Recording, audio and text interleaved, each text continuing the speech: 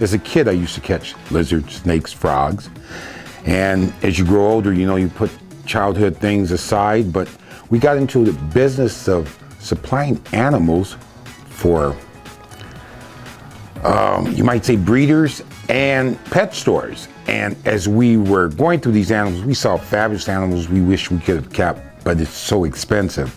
And then what wound up happening is Chrissy was working as a teacher. I'd bring animals in just for an afternoon, they'd share with the kids, and the kids would go bananas. So we got our heads together and we said, we got to find some way to put this on the road. And when we decided to start doing the birthday parties and doing after school enrichment and school presentations, it took off. So it's had us busy for about 18 years. You know, the idea is you feel comfortable with your own animals. That's why I like to express to kids, even though these are captive bred, they're animals we've raised, so we know their personalities.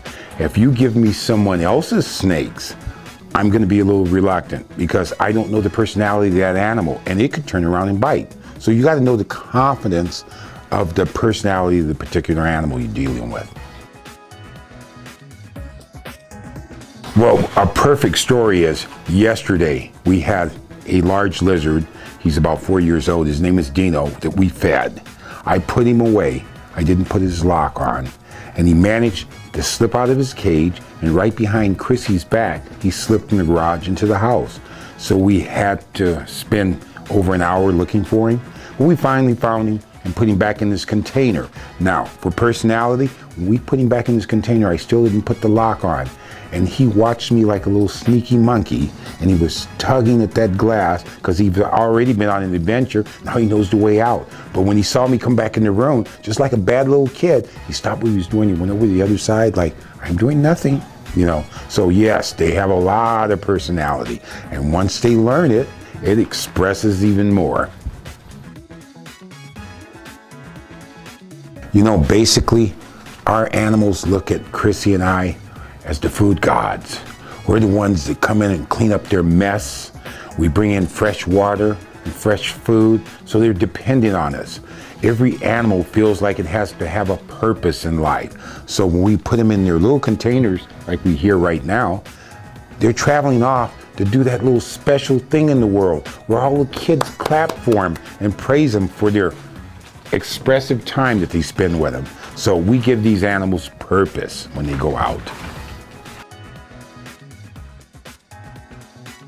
It's easy to read fear. Children, because of their age, haven't seasoned fear in their system. Adults have. And you can see the person that's sitting there and they're looking as skittish as an iguana. The first thing that goes out of reaction, they're going to jump on. So the idea is to calm your group. You want to let your group know that they're not in any danger. The animals are captive raised. And also the animals will give you the same respect if you just give them the respect. You can do this experiment. We all have lizards in our yard.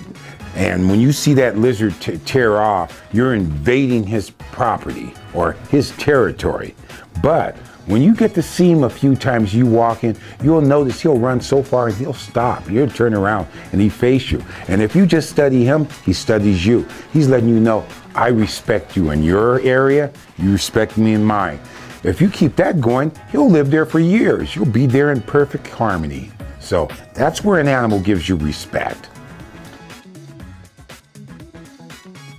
We specialize in reptiles, but we do have a few arachnids, which would be large tarantulas. We have amphibians the children love, so we have a variety of frogs. We have frogs who are about this size, all the way to frogs about so large, weigh a couple of pounds. So we have quite a variety because we do some children year after year, so you can't bring the same animal year after year. Tarantulas, yeah, because a lot of people have arachnophobia. This is a chance to get over arachnophobia. We'll actually sit the kids in a circle and put that tarantula on the ground so they can see that tarantula respond naturally. Instead of putting a lot of fear out to the kids, we'll show how they use their appendages, their legs, they walk, they freeze. And the kids learn a lot from this show because they've got a chance to study the animal without all the fear coming up. I had one story, we had a water dragon. It was time for him to take a bath because we bathe the animals before they go in their containers. So we're out in the yard and I have a tub with soapy water.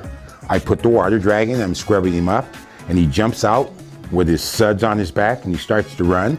And I go to grab him and he ran and he grabbed a hose, and just as he grabbed the hose, the sprayer went off and sprayed me in the face. So who's bathing who? One day I'm doing a show and I was asking questions from a child, and this kid had all the answers. He was right on top. And I had a lot of admiration. And finally, when the show was over, I had everybody give a clap on how knowledgeable this child was. And then as I'm taking my baskets to put in the car, the kid came up by himself and he said, "Hey, mister, I'm not so smart. I watched a lady that had a show like this." And I said, "Oh, that's my wife. She taught me the answers too."